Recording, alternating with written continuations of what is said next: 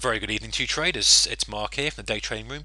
Time's approaching 8:30 in the evening, London time on a Sunday evening, and Happy New Year to you. Hope you enjoyed your Christmas and New Year celebrations. And more importantly, I hope you're prepared for 2012, whatever that may bring in terms of trading and market action, whatever markets you trade, whatever time frame you trade, whether you're full or part-time trader. But importantly, I hope you've written down your goal for 2012. Now that may be part of a larger goal. Perhaps your goal is to make seven figures trading.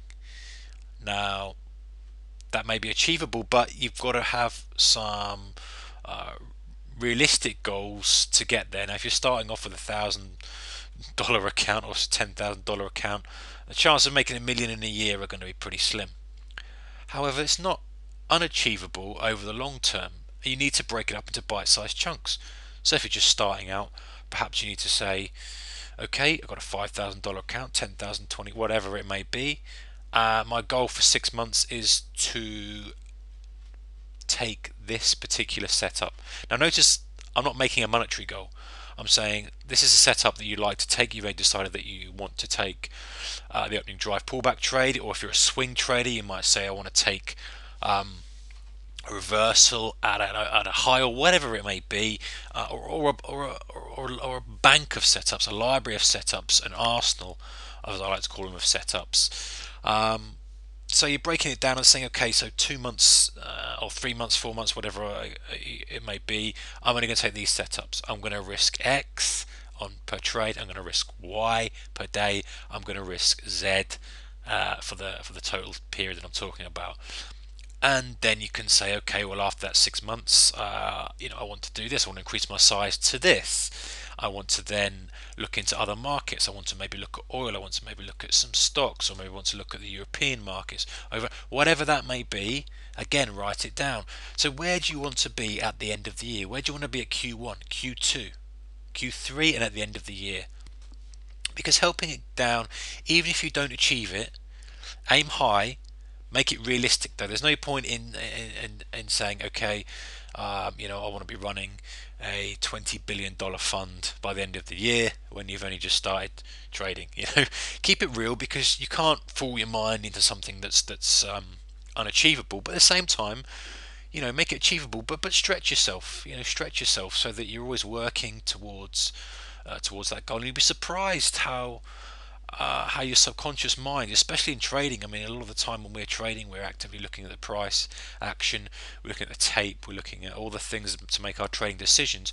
Our subconscious is processing that, but at the same time, it's working towards the goal that we've already programmed in. So if we've said, okay, this is going to be a 7-figure year, or this, let's say another example, the end of this year, I want to be a full-time trader if you're just starting out. Or if you've perhaps been dabbling while you've got a business, or while you're working, and this is the year that you want to quit your job and become a full-time trader, then having that in your subconscious and having that broken down into manageable chunks, so month 1 this, month 2 this, 3, 4, your subconscious is going to guide you towards that as best it can.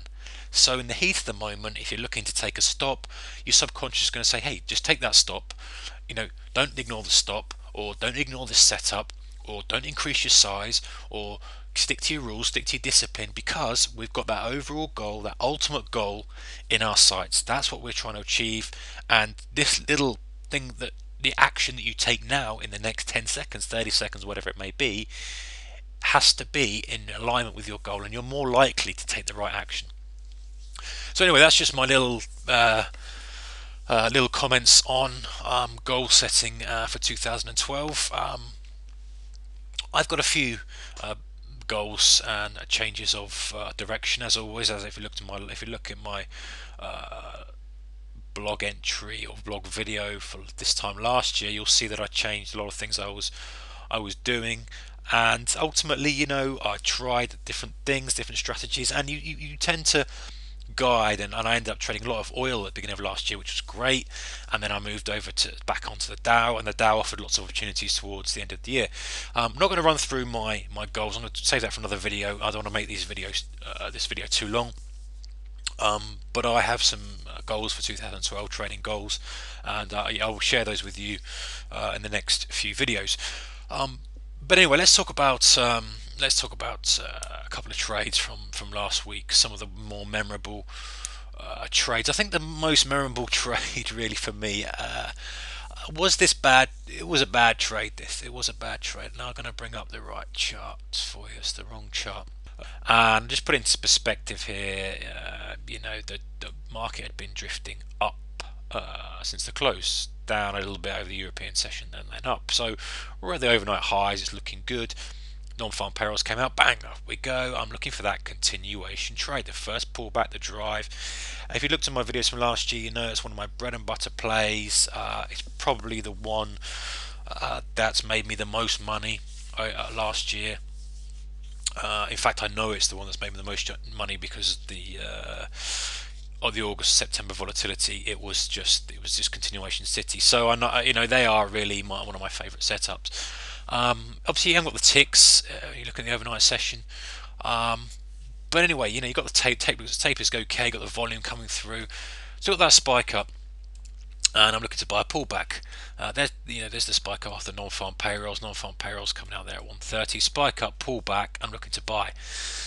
Now, I hesitate on this for whatever reason. I can't even remember what it was. Something on the tape I didn't like.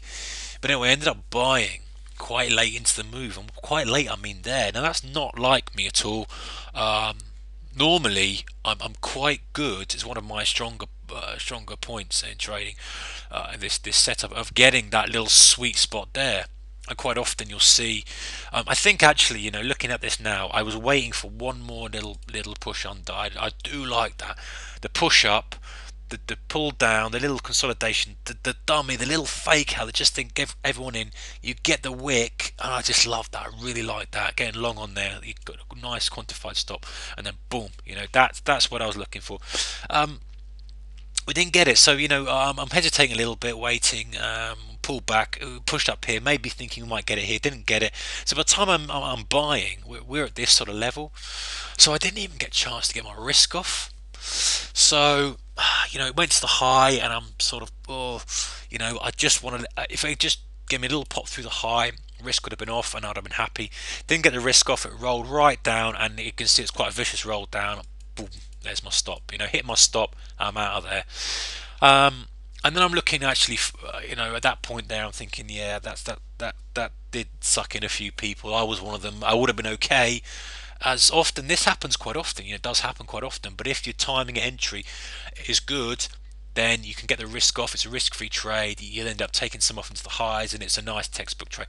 But that's why the entry is so important. For whatever reason, I didn't get it. Trading's not perfect. That's the way of the world. So.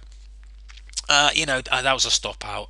Looking for a short after then, but just didn't have the guts, or the inclination, not the guts. It's the wrong word to take it here. It looked okay. It looked great. That caught a few people out. Those have been stopped. Those that hadn't been stopped are still hoping and praying. That's about 50% of that move there. Back up to there, and then just rolled over nicely. On the view up's a nice target. So I sort of took a double whammy there. The stop out on there, and then the miss trade there. But never mind. The open was coming up. Time to walk out of the office, go and grab a cup of coffee, come back, settle in, and then let's see what's going to happen. And bearing in mind, by the way, that sort of movement, that's not the right chart. Bearing in mind, by the way, that sort of movement there has caught out a lot of people, especially when we're opening now, pretty much at the level the non-farm payrolls came in. So that's worth bearing in mind for the open. Open, we saw a nice drive lower. We took out that 12,400 level, and then started to pull back. I'm looking short. We pulled back up here. Tape looked great. I loved it. The only thing I didn't like was the fact that we filled the gap already, so I was a little bit cautious. But hey, we've got the same sort of thing that I like to see, the pullback, the little fake out and drive lower. Took the short, and wasn't going to close this in a hurry, and ended up just scaling out. Obviously risk off. I'll always have that risk off if I can. That's my style. I take the risk off, then whatever happens afterwards is a bonus. Risk off, and it just fell over nicely, rolled over nicely. I'm just scaling out into that drive lower. Tape looked great. It's pretty similar actually to my last video. I talked about that New Year's, pre-New Year's tape where we just had that seller just sitting on the off. Actually, if I bring up the Doma, very quickly run through it. You've got a situation where the seller is just imagine the price is around here. This is the ES, by the way. You've got your bid, you've got your offer here. You've got sellers here reloading, maybe one or two ticks, especially if you see on the YM, one or two ticks on the YM's, a very aggressive seller. They're hitting him, he's reloading, he's coming back on, and then when the bid lifts, he moves down another level. So you've got that overhang of supply coming in, and that's forcing the price lower. So that's what we had there, really, and it was nice, scaled out into that, consolidated. In hindsight, I look back on it, I look back on the chart and think, this is the real trade. This is the absolute gem. I don't mind, I've been in early, great, but I should have hit that again without hesitation. But I think the earlier stop out, maybe thinking maybe I'm not quite in tune, happy to get that back and then be up on the day. I like to be cautious. I like to play a cautious game of trading. I'm aggressive when I'm on form. When I'm on form and I'm hitting them well and the market's volatile, you've seen my summer videos, 10 trades a day and full size, bang, and it's one of the greater days of the year. But make a few mistakes, you step back, you be a little bit more cautious. I'm cautious when I need to be, and I'm aggressive when I need to be, and I think that serves me well personally. But anyway, this is the hindsight trade of the day, and I know some of you guys got on this because it's one of the things I've talked about before, and I know some of you are adopting the same setup. The old tick pullback to zero trade after the drive lower, that's a definite well, not a reprice, but it's a definite drive to be paid attention to. The consolidation, the pullback to ticks to zero, almost perfect. Rolled over, your risks off at the low if you want to, and then pushing lower. The only thing we didn't get was the ticks to minus 1,000. You got a nice volume flush, and and anyway, you got like this sort of reversal type bar here. So would have been out in that level there, or if you wanted a little bit more, which fine, wanted a little bit more, looking for that trend day. The fact that we then put in that higher low and we had that divergence on the ticks, that would have got you out of that short. Either way, great little trade, but as I say, that was the meat that I took on that. So I want to keep this video short. I just want to talk about that trade. We'll see what happens next week. Looking again for those opening drive trades, looking again for the reprices, looking at the VWAPs, looking to manage that risk above all, and keep an eye on those ticks. The ticks continue to guide, so I'll continue to use them. So good trading, guys. Please manage the risk. It's so important. Trade goes against you, ditch it. Just want to very quickly, while I'm talking about risk, let's just look at that trade. Well, the same thing again. Let's look at that. Okay, if I had not managed the risk on that, I was buying pretty much at the high of that of the day, and if I hadn't managed the risk and took it out there, it was a nothing, and I got it back. And I don't like to use the term "got it back." It's not something I like to use, but you see what I mean. They made that loss back and then made more on top of it on the next trade, which is great. But if you end up holding on, then you're getting a deer in headlights. You're sort of at the point here. Let's just run through what would have happened if you had held on. So you held on, you bought there, looking for that continuation. Listen, I talk from experience here. 11 years in March. I've done all the mistakes. I've made all the mistakes. I've done all the things, which is why I talk about them now. Which is why I know things that need to be done to not do the damage that you can do by making mistakes. Mistakes are fine. Mistakes happen. We all make mistakes. I don't disagree with that. But it's when you let mistakes do serious damage that then that's when it becomes a problem.